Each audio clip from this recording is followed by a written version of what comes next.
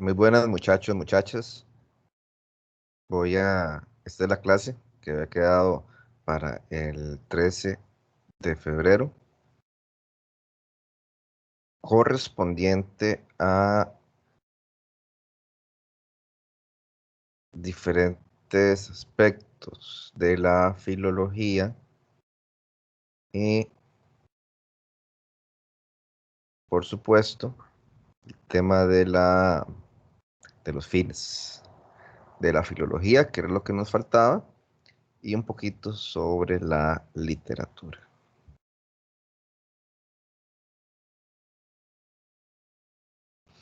Vamos de lleno, entonces, a hablar de los fines, o sea, qué es lo que busca la filología, qué es lo que quiere,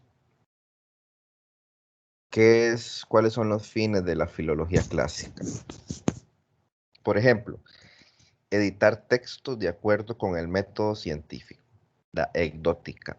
Cuando hablamos de la ecdótica, es eh, la, el trabajo de edición de textos. Perdón, es con el método específico. Editar textos de acuerdo con el método específico. Distinguir y entresacar lo auténtico mediante la crítica y la interpretación. O sea, el trabajo nuestro es buscar la verdad, si es que existe una única verdad. Por lo menos ir y hacer un trabajo con los diferentes textos para poder tener sobre él, sobre ellos, la mayor claridad posible.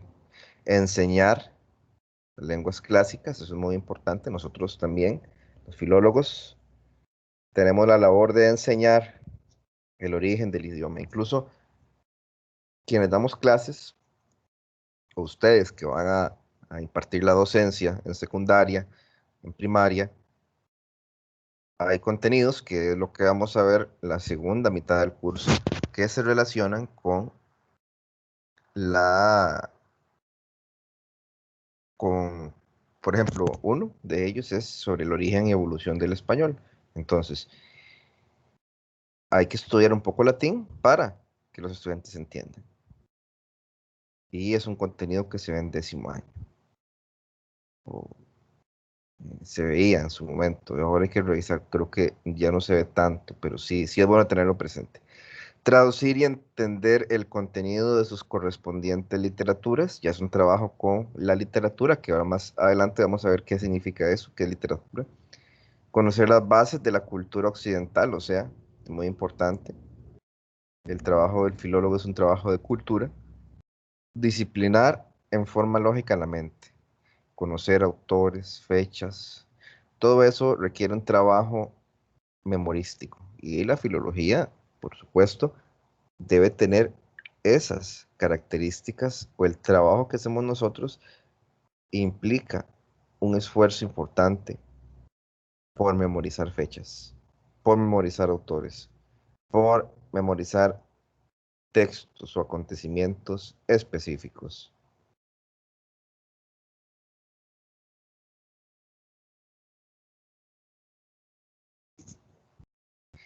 Conocer y practicar el humanismo de los clásicos greco-romanos, o sea, los clásicos, los autores, los dramaturgos, los poetas de la cultura de Grecia y Roma antiguas. Entonces, cuando hablamos de humanismo, es aquella ideología, aquel pensamiento que está enfocado en el desarrollo de la intelectualidad, de la cultura eh, humana, donde nosotros, la especie, los seres, ocupamos un lugar muy importante.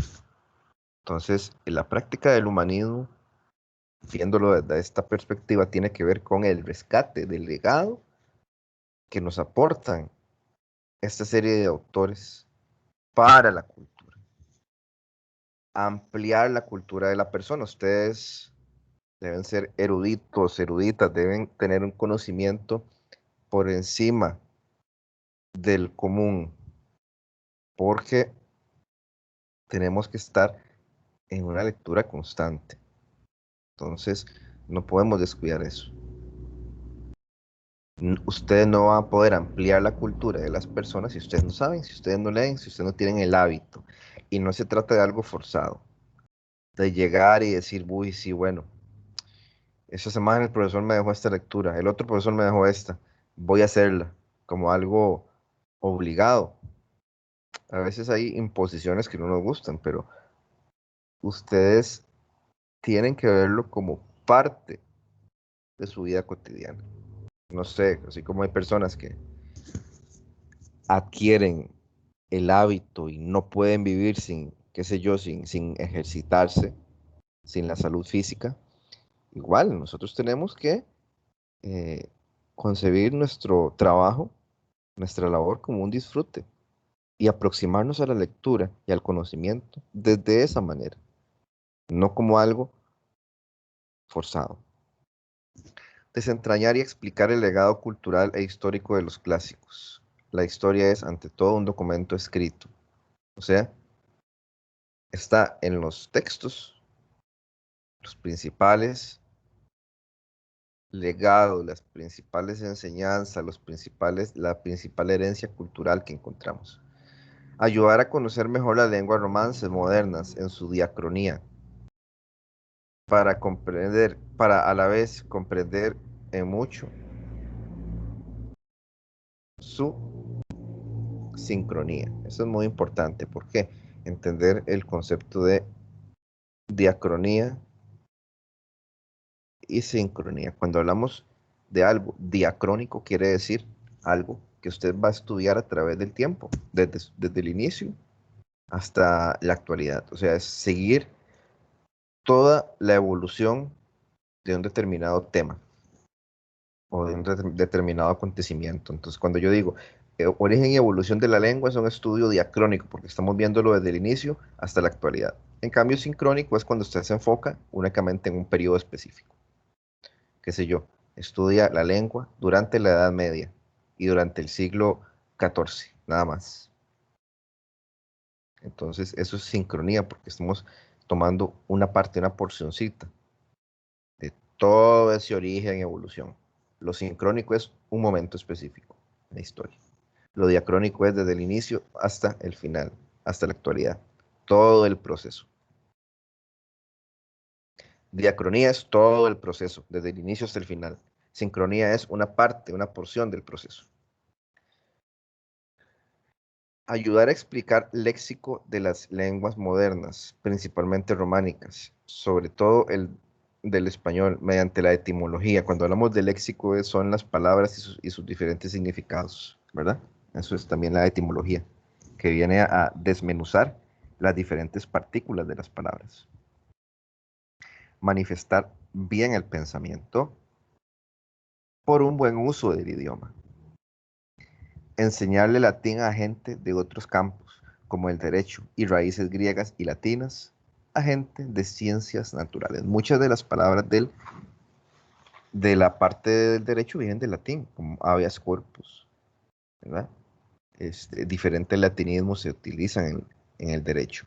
Y bueno, todos los nombres científicos de animales, de las plantas, vienen del griego y del latín. Eso es muy importante. ¿Ok? Entonces nuestro trabajo también no se limita a la enseñanza con estudiantes de secundaria, sino también podemos aportar mucho a estudiantes universitarios. ¿Ok? Eso es muy importante. Ahora, vamos a ver también los fines de la filología románica y de la filología española. Todos los procedimientos anteriores del mundo clásico aplicados mutatis mutandis,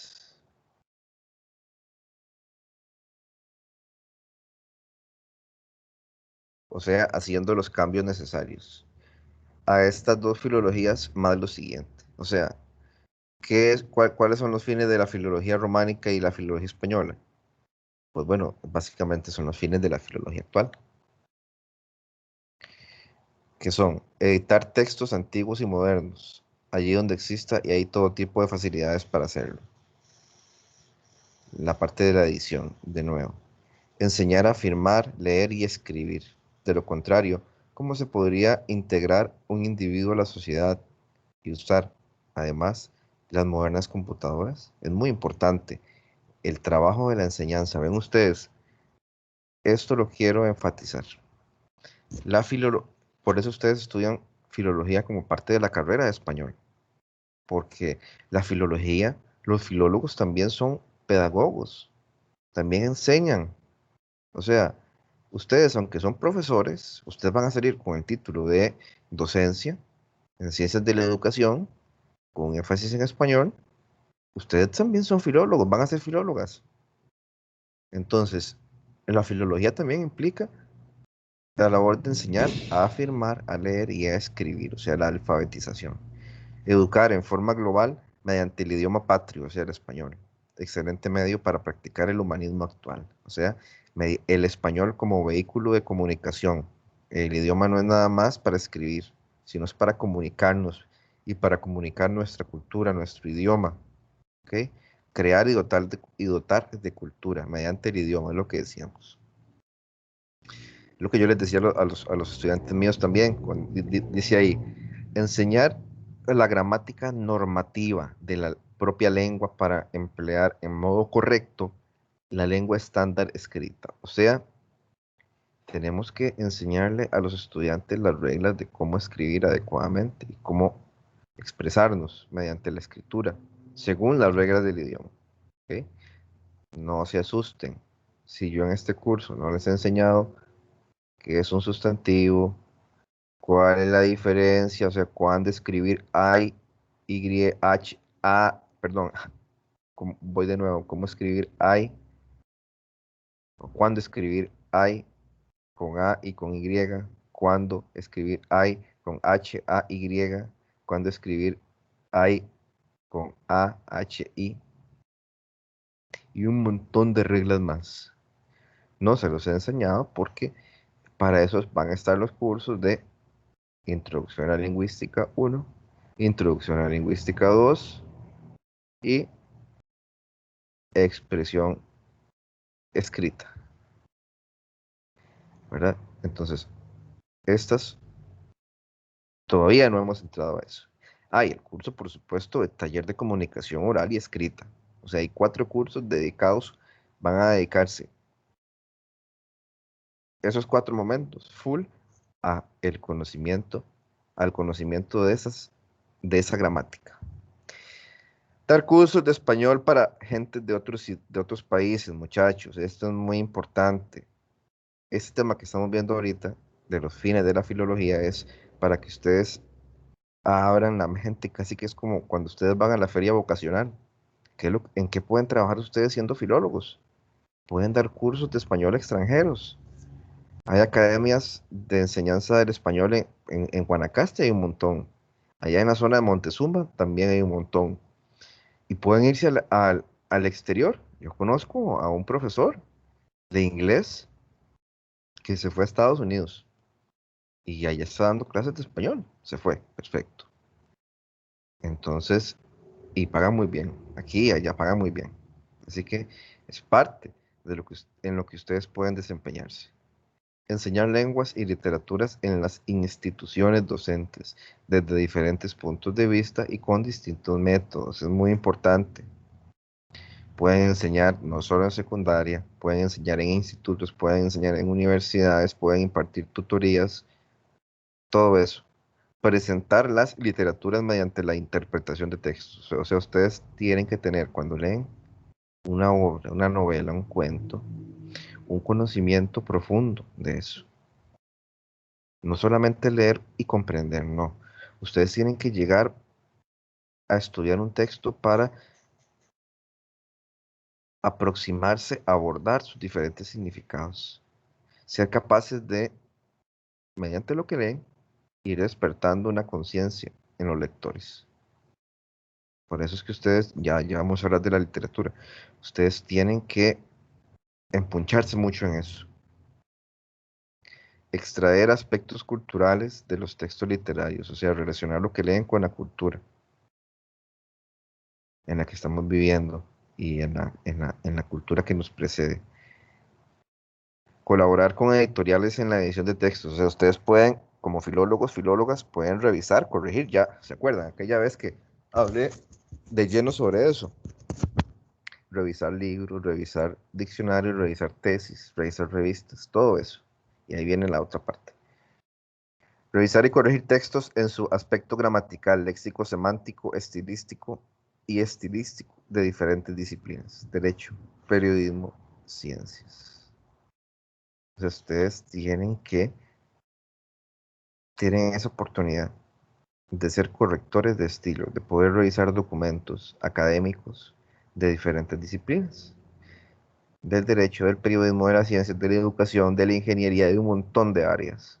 ¿Y qué es lo que revisan? Revisan la parte gramatical, lo léxico semántico, o sea, que las palabras cumplan con su significado, y el estilo, o sea, que se mantenga la coherencia, que el texto se entienda, que tenga sentido de arriba a abajo. Y para eso tienen que incluso destruir los textos, revisar los párrafos a más no poder. Aprender y enseñar idiomas actuales. Determinar en la lengua materna los términos extranjeros y sus peculiaridades. Estudiar el origen y evolución, esto es, ¿ven? Diacronía es eso, el origen y evolución del léxico y gramática de las lenguas modernas, principalmente del mundo románico, en donde está enclavada la lengua española.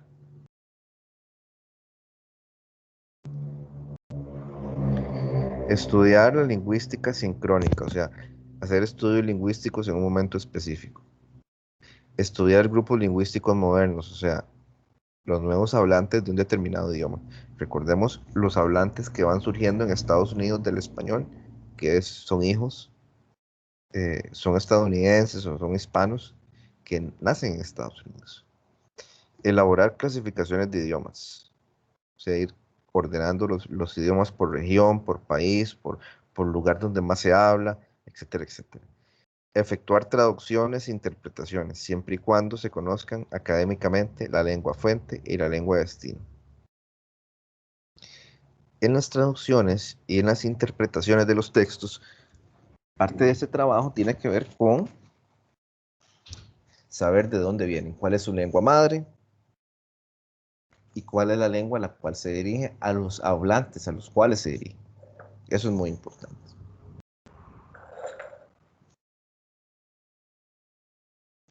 Elaborar gramáticas, glosarios y diccionarios, tanto generales como especializados. Ustedes también pueden trabajar en la recopilación de palabras y sus diferentes usos para crear diccionarios. Uno dice, a veces uno ve un diccionario y uno piensa que son libracos que tienen mucho tiempo de haberse creado y no se actualizan. No, los diccionarios se están actualizando cada cierto tiempo y además se están creando nuevos diccionarios, ¿verdad?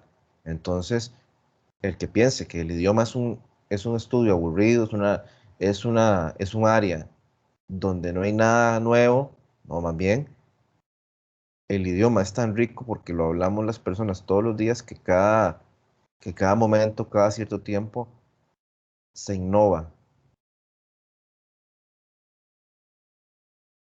Servir de óptima ayuda a los medios de comunicación colectiva y publicitarios que se apoyan en gran medida en el uso gramatical y estilístico. En las agencias de publicidad también hay presencia de filólogos, porque ellos saben muy bien cómo analizar los discursos, cómo escribir de acuerdo que la frase tenga un pegue, que un eslogan de una campaña publicitaria tenga un impacto. Para lograr eso, se ocupa un filólogo. No es nada más un cerebro, gente que sea muy buena para publicidad, no. Se ocupan filólogos. Relacionarse con la historia para conocerla, obtener una conciencia crítica de ella y presagiar con conocimiento de causa el presente y el futuro. O sea, la historia, tenemos que conocer también los hechos más importantes del país, de España, de los diferentes países de América Latina. Recordemos, solo un ejemplo, durante las décadas del 70, 60, 80 del siglo pasado, 1960, 1970 principalmente, 1980, en muchos países de América Latina hubo muchas dictaduras. Tienen que estar ubicando los periodos históricos para poder entender la sociedad en donde el idioma se está desarrollando. Ofrecer conferencias sobre diversos tópicos culturales, principalmente los relacionados con los idiomas y las literaturas. Un aspecto que casi no hemos tocado es este: ofrecer conferencias. ¿Cómo vamos a ofrecer una buena conferencia?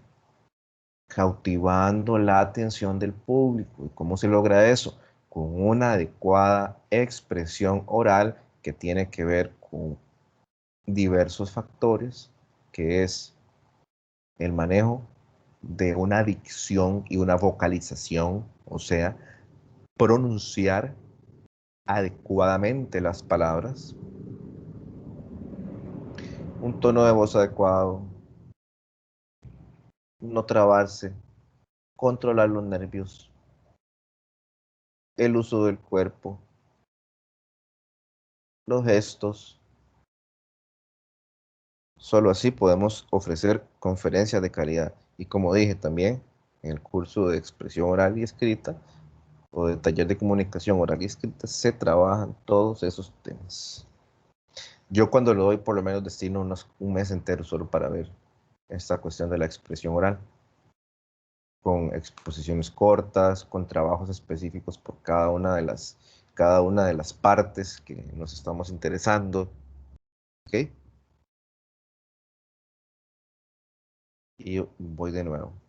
Ustedes como educadores tienen que cambiar lo que está sucediendo en buena parte de los colegios y escuelas, en donde nosotros mismos, yo mismo lo puedo decir, yo soy autocrítico de mi trabajo también. No impulsamos, no apoyamos que los estudiantes expongan. No lo hacemos. Y si lo hacemos, permitimos que lean en un papelito todo lo que traen. Eso no puede ser. Entonces, ¿cuál es la explicación para que ustedes, incluso estando detrás de una computadora, a veces sin siquiera tener la cámara prendida, como ya lo han dicho, como lo dijeron, creo que fue la primera clase, alguien o varias personas, están nerviosas, sudan, se ponen rojos, se ponen rojas? ¿Por qué pasa eso? Ya llegados a la universidad, bueno, ustedes están empezando, pero ya ustedes dentro de la universidad, ¿por qué pasa eso? Porque desde el colegio no los acostumbramos nosotros. Yo me incluyo como profesor. He fallado en eso, yo lo digo, no hay ningún problema. En impulsar o desarrollar la expresión oral. Nosotros como docentes tampoco sabemos manejar la forma en que uno recomienda o corrige al estudiante. Porque debe ser feo que en público, o ellos deben sentir feo que en público uno los corrija, pero es un trabajo de un manejo del grupo. Para mí es necesario hacer eso. Pero también hay que hablar con el grupo para que no se rían, no se burlen, para que respeten y que cada consejo que yo lo dé, que lo hago siempre, intento darlo de la mejor manera, sea bien recibido, ¿verdad? Entonces, parte de la idiosincrasia del tico también, muchachos. Nosotros somos muy delicados en muchas cosas, eh, y hay que ser eh, más abierto a las críticas.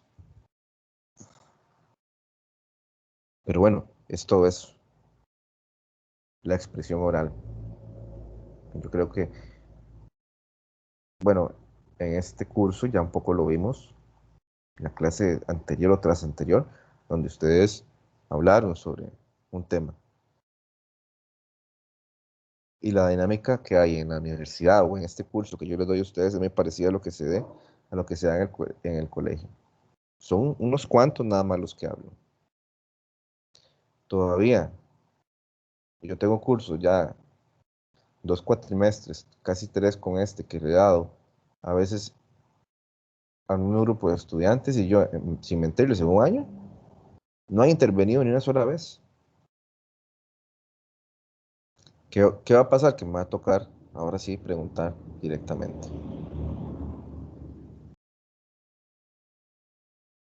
¿Por qué? Porque yo quiero que ustedes todas y todos participen y hablen y opinen y no les dé vergüenza. ¿Por qué? Porque el trabajo de ustedes, ¿cuál va a ser? Yo no concibo que existan estudiantes de la carrera de español que no quieran o que no se propongan en su cabeza vencer sus miedos. Entiendo perfectamente que tengan inseguridades, que tengan miedos. Entiendo que les dé vergüenza hablar en público. Entiendo que estén pensando en decir algo, pero que de antemano consideren que eso que van a expresar no tiene ningún valor, entonces les da miedo y no dicen nada. Comprendo eso. Lo que no puedo comprender y lo que sí quiero que cambien ustedes desde este primer cuatrimestre, como yo dije, no sé qué vaya a pasar conmigo, si voy a seguir el otro cuatrimestre, si no voy a seguir, ¿verdad? Pero si yo este cuatrimestre que comencé con ustedes, los voy llevando como grupo, de aquí a 2 años y medio y se gradúan, yo quiero tener a todos ya sueltos, a todos que participen en la clase. ¿Por qué? Porque ahora, ¿qué ha pasado? Solo hay dos, tres, cuatro que intervienen. Como dije, es normal, no hay ningún problema si tienen pánico escénico, si les da miedo hablar en público. Lo que yo quiero que trabajemos es que tengan la actitud de cambiar. Eso es lo importante. ¿Entienden? Entonces, por eso me extendí tanto en este punto, porque es muy importante para mí. Mejorar la gramática y el estilo de páginas web para que salgan en un estilo, en un castellano coherente y bien estructurado, léxica y sintácticamente. También nosotros podemos trabajar toda esa parte computacional, toda la parte de diseño gráfico. Ahí, como filólogos y filólogas, podemos dar un empujón. La filología, como toda disciplina, no es centrarse solo en asuntos antiguos, sino que debe buscar sus aplicaciones actuales y modernizarse en sus métodos. Tema de examen. Ojalá pregunta de desarrollo. Seleccione uno de estos fines y relaciónelo con la importancia actual de la filología. Ahí, ahí hay para hablar, como dicen popularmente, para tirar para arriba. Así que tomen esta parte de los fines de la filología y analícenlos bien. No analícenlo, no analícenlo, no analícenlo, no analícenlo, no. Analícenlo bien. No es démelo, no es démenlo, no es dígame, es díganme. ¿Ok? Díganme, ¿por qué? ¿Qué es díganme? Que ustedes me digan algo, díganme. Ahí hay un verbo, digan, y me, que es un pronombre. Es un pronombre, este, clítico, clítico, C-L-I, clítico, clítico, C-L-I. Y como pronombre clítico, es un pronombre enclítico, porque va pegado y al final de la palabra. Esa es mi gotita de sabiduría de hoy. Díganme, no dígamen, díganme, díganme. Díganme, se escribe pegado y al final de la palabra. Eso es un pronombre enclítico. O sea, entre los clíticos están los proclíticos y los enclíticos. Ese enclítico es díganme, díganme. ¿Cuáles son los proclíticos? Los que van antes y separado de la palabra. Cuando yo digo se lo dije, se lo dije. Es proclítico, porque va antes de la palabra y separado. ¿Ok? Entonces, Fíjense muy bien en las aplicaciones actuales de la filología, porque ya hemos hablado mucho de historia, vamos a seguir hablando de historia, que es lo que viene, pero tiene una vigencia muy importante en la actualidad, así que consideren eso. Bien, ¿hay más preguntas? Ah, no, mentira, mentira, no se puede, no, son bromas, son bromas. Estoy consciente de que estoy hablándole a la computadora y que ustedes van a tener la posibilidad, luego de haber visto esta presentación, de hacer las preguntas que consideren necesarias. ¿Ok? Vamos a hablar un poquito ahora sobre la literatura. ¿Qué es literatura? ¿Qué quiero que vayan leyendo como literatura? ¿Qué de literatura? Vamos a ver. Es una definición tan grande, tan amplia, que cubre tantos aspectos. Podemos pensar que etimológicamente literatura significa contemplación. Significa, no, esto disculpen. Disculpen, esto no me interesa. Esto es lo que me interesa. Disculpen. Esta presentación, vamos a ver si está bien. Ahora sí, muchachos, ahora sí, perfecto, perfecto. No ha pasado nada, no ha pasado absolutamente nada.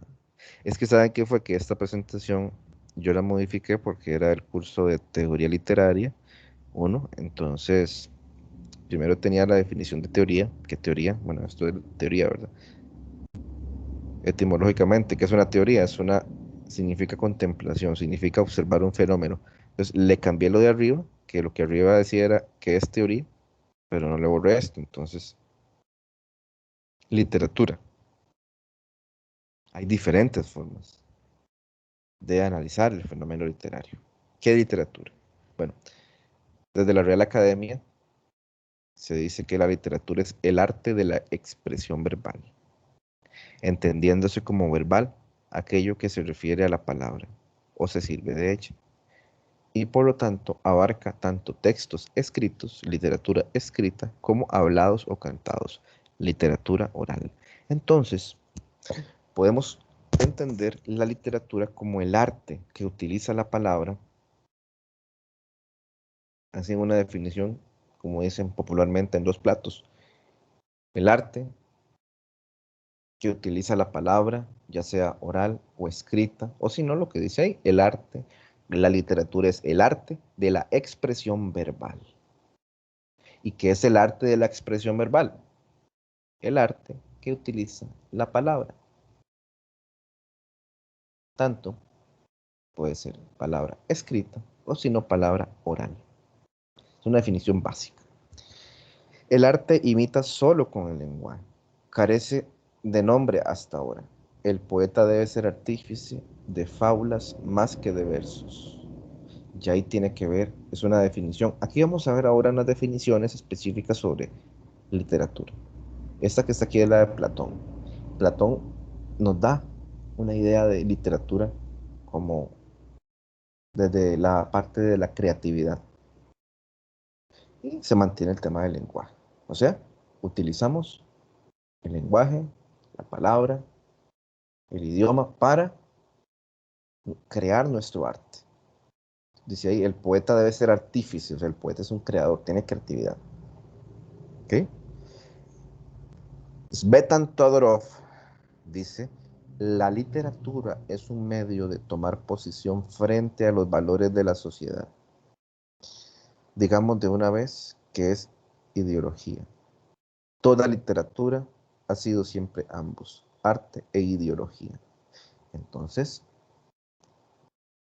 ya ahí esta definición de Todorov sobre lo que es literatura viene a ampliar un poco más. Ya no solo se refiere a literatura como arte, sino también como ideología. ¿Qué es ideología? A las diferentes formas de pensar, a las diferentes formas de comprender el mundo, a las diferentes creencias, valores que van a explicar la sociedad en la que vivimos. Entonces la literatura no es algo que surge únicamente de la cabeza del creador como tal, sino está ubicada como parte de la sociedad. Nada está por fuera de la sociedad.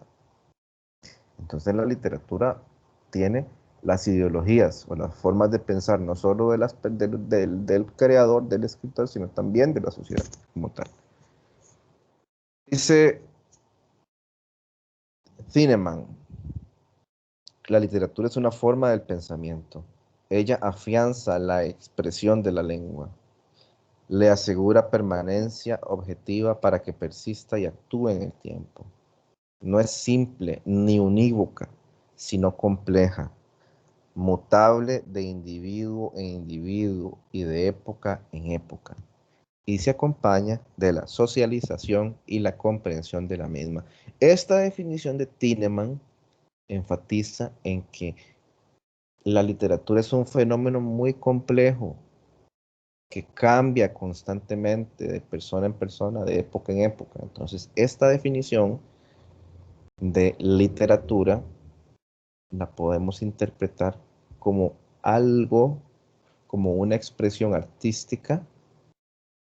La literatura es una expresión artística que está cambiando de manera constante. Y esa para mí es de las más importantes porque nos da la idea de que no puede existir una única definición de literatura. Hay varias. Yo les coloqué primero la Real Academia, que es, para mí hay que tomarla en cuenta, pero no es la única. No es la única. Según Cortázar, Julio Cortázar es un escritor argentino muy importante. La finalidad de la literatura es el hacer preguntas para inquietar, para abrir la inteligencia y la sensibilidad a nuevas perspectivas de lo real. O sea, para Cortázar, la literatura nos busca abrir la mente, nos busca hacernos más sensibles ante lo que leemos y ante el mundo. Toda literatura es comprometida, dice Pablo Neruda, el poeta chileno, Premio Nobel de Literatura. Para Neruda, justamente escribir es un compromiso. ¿Con qué? Para él era un compromiso de denuncia de las injusticias sociales, un compromiso con los sectores más humildes de la sociedad. Dice Jorge Luis Borges, la literatura es un arte que sabe profetizar aquel tiempo en que habrá enmudecido, encarnizarse con la propia virtud y enamorarse con la propia disolución, cortejar, disculpen, su fin. Todo escritor mide las virtudes de los otros por lo ejecutado por ellos y pide que los otros lo midan por lo que vislumbra o planea. Y ahí habla Borges, es un arte. Jorge Luis Borges, otro escritor latinoamericano, un arte. Y también requiere un trabajo, un esfuerzo con el lenguaje. Entonces, la literatura, como un fenómeno complejo, como algo sobre el cual no podemos tener una única definición, nos lleva a esa idea de que la persona que escribe es un trabajador del lenguaje. Vamos a ver qué pasó aquí.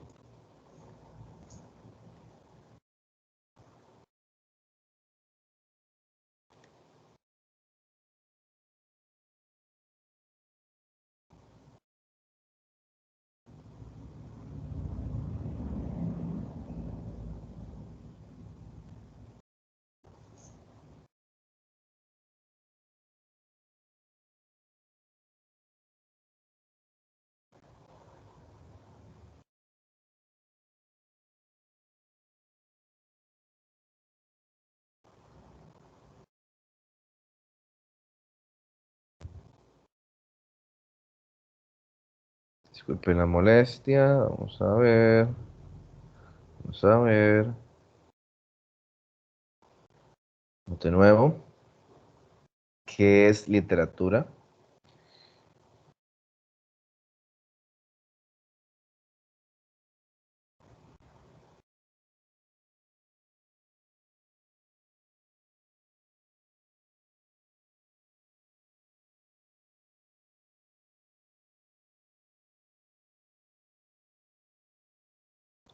Entonces, ¿qué es literatura? Vimos un montón de definiciones, pero justamente eso es lo que yo quiero que ustedes entiendan. No existe una única definición del término literatura.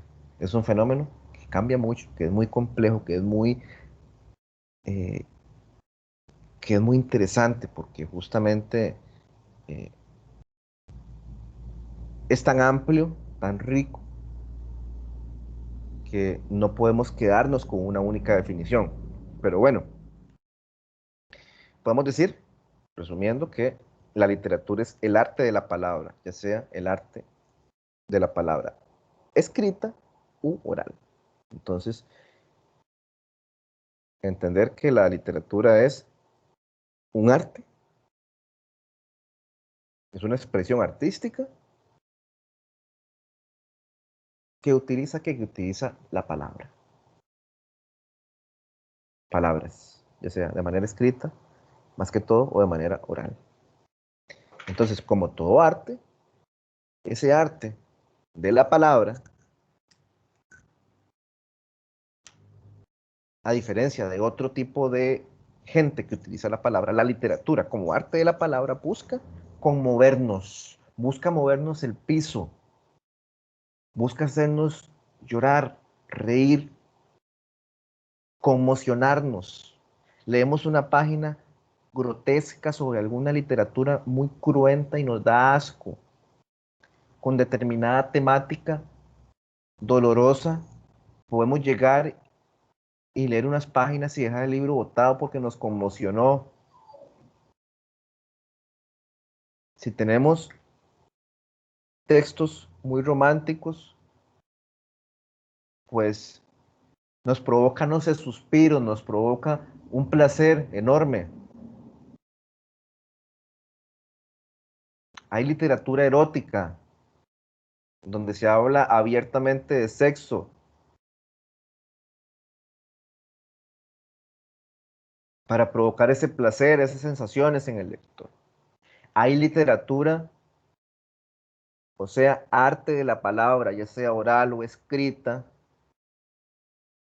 que nos provoca enojo. ¿Por qué? Porque nos habla de dictadores que asesinaron a un montón de gente por pura vanidad, por puro interés en aferrarse al poder. Entonces leemos eso y nos indigna. ¿Cómo es posible que eso suceda? Ve, eso es cuando hablamos de que es una expresión artística que busca conmovernos, es todo eso, ¿verdad? Puede expresar o puede generar todo tipo de sentimientos o emociones. Me transporté, muchachos, me transporté, pero bueno, es parte de lo que ustedes tienen que transmitirle a los estudiantes. Libros, un poemita ahí importante de Hermann Hesse. Ninguno de los libros de este mundo te aportará felicidad, pero secretamente te devuelven a ti mismo. Allí está todo lo que necesitas: sol y luna y estrellas, pues la luz que reclamas habita en tu interior. Ese saber que tú tanto buscaste por bibliotecas resplandece desde todas las páginas, puesto que es tuyo ahora. No hay libro, no hay texto sin lector.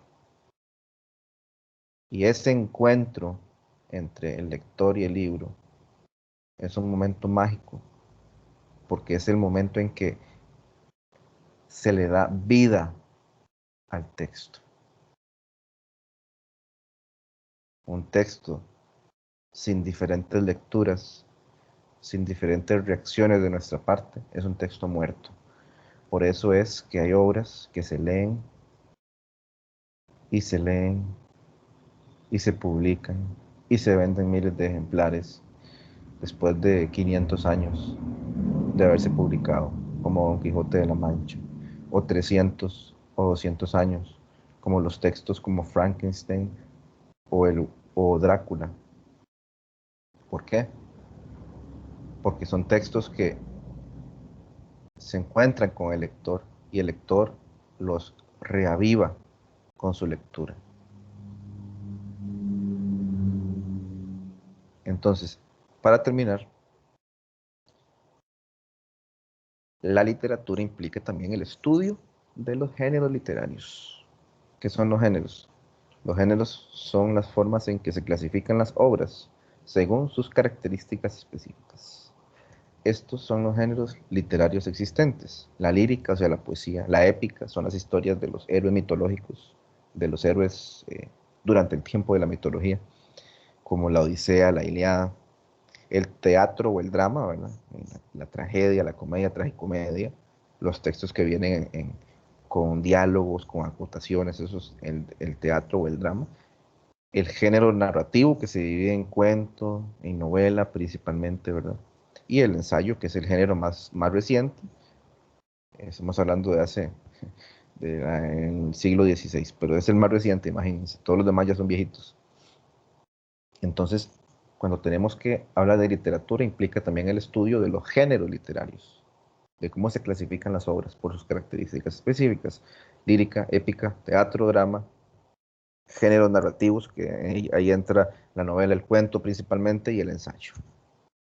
Y también implica el estudio de los movimientos literarios. Un movimiento literario son agrupamientos de escritores que comparten ideas similares sobre lo que debe ser una obra.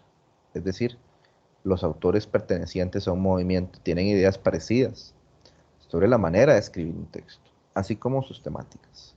Existen, entre otros, los siguientes movimientos literarios: neoclasicismo, romanticismo, realismo, naturalismo y modernismo. Todos los ismos, ya ustedes asocian de una vez: ismo, vanguardismo, realismo mágico, realismo, naturalismo, simbolismo. Todos esos ismos son los movimientos literarios. ¿Cuáles son los géneros? Lírica, narrativo, ensayo, épica, teatro. ¿Okay? Saber esas diferencias son muy importantes. No voy a profundizar en esto porque para eso están los cursos de teoría literaria 1 y 2. Están los cursos del Seminario de Lectura y Producción, de literatura costarricense, de literatura contemporánea, de literatura hispanoamericana, bueno, todo eso. Todo eso. Entonces, pero sí es importante que se lleven esta idea de qué literatura. Algunas definiciones fundamentales de literatura. Y muchachos, vean, es importante que ustedes se metan en la cabeza. Claro, ustedes pueden leer lo que ustedes quieran. Pueden leer lo que yo llamo literatura más liviana, como Paulo Coelho, como Juventud en Éxtasis. Novelitas que para mí no tienen mucho valor. Para mí. Lean todo lo que ustedes quieran. Pero desde ya tienen que cambiar el chip. Y tienen que tener la capacidad de leer textos de la literatura universal, clásica.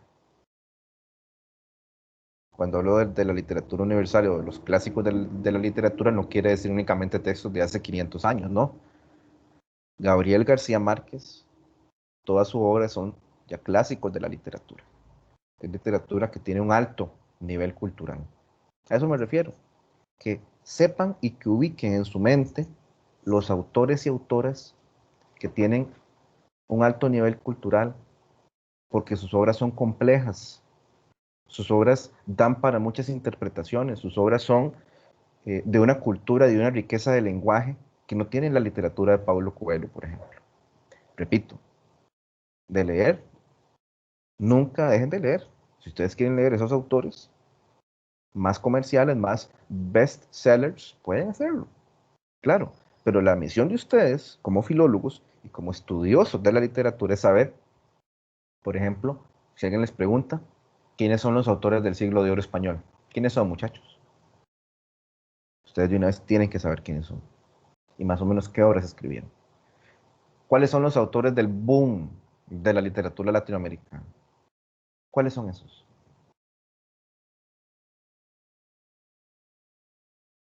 ¿Cuál es la escritora que ganó la escritora latinoamericana que ganó el Premio Nobel de Literatura por primera vez? Gabriela Mistral. ¿Mm?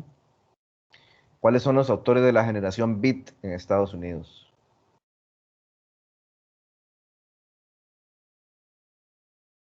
¿Quién escribió Crimen y Castigo. ¿Cuáles son los escritores de la literatura de la generación de los 40 en Costa Rica? Ustedes tienen que saber eso. Ustedes son estudiosos de la literatura que tiene un alto nivel de complejidad y que expresan una cultura y un conocimiento importante. Y como decía Cortázar, es una literatura que nos abre la mente y que más bien, en vez de darnos certezas, nos sigue generando más preguntas y nos da más ganas de leer. Esa literatura, que por lo menos en los cursos míos son las que es la que van a estudiar, es la que ustedes tienen de ahora en adelante que de una manera casi que enfermiza, obsesiva, aproximarse a esta literatura. Consejo, vuelvo y repito, no estoy condenando los textos que yo llamo de literatura más light, más liviana, más de autoayuda. No, es perfecto, lean lo que ustedes quieran. Dan Brown, lean, ya dije Pablo Coelho, lean todo eso si quieren, no hay ningún problema. Pero aproxímense a ciertos lugares para buscar literatura.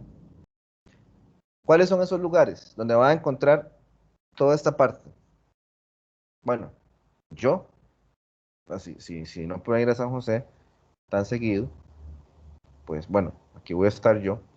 Pueden preguntar cuando quieran. Si me los encuentro en los cursos, ahí voy a estar. Yo acabo de terminar mi maestría en literatura latinoamericana de la UCR, entonces, por lo menos, yo no voy a decir que yo sé, pero por lo menos mi obsesión es la literatura. Y ando pensando en qué leer y qué comprar y cuáles autores y a cuáles autores llegarles. Entonces, ya, silencio. Es mi perrita que está por ahí, entonces a veces le da por suspirar. Una mascota. Justamente lo hace cuando yo estoy hablando y dando la clase como que el propio, ¿verdad? Este, entonces, ahí voy a estar. Vayan a la librería andante que queda en San Pedro, por la Universidad de Costa Rica. La librería internacional del Outlet Mall, con toda la parte que dice Da Capo, toda esa parte literaria, vayan. Librerías virtuales, Duluos, con Z. Librería francesa también es virtual. Librería de la Universidad de Costa Rica, creo que está virtual también. Librería de la editorial de la UNED, muy importante para la literatura costarricense. Aproxímense a esos fenómenos y no solo se limiten a comprar cuando van al súper, que ven los libros que están ahí, que la mayoría son esos libros que yo llamo literatura más sencilla, más fácil, más light, digamos. Pero, repito, no la condeno. Lean lo que ustedes quieran, pero como ya ustedes entran a una carrera donde se están especializando, váyanse por ese camino. Vean que yo se los digo desde ya, desde hoy, que están empezando. Porque la realidad que yo me he dado cuenta es que muchos profesores de español, en lugar de desde el inicio irse por ese camino y obsesionarse por conocer ese montón de autores que hay ahí, se van por el otro lado, por lo más fácil, por lo light. Se quedan únicamente compartiendo frases de autoayuda en redes sociales, no profundizan. Perfecto.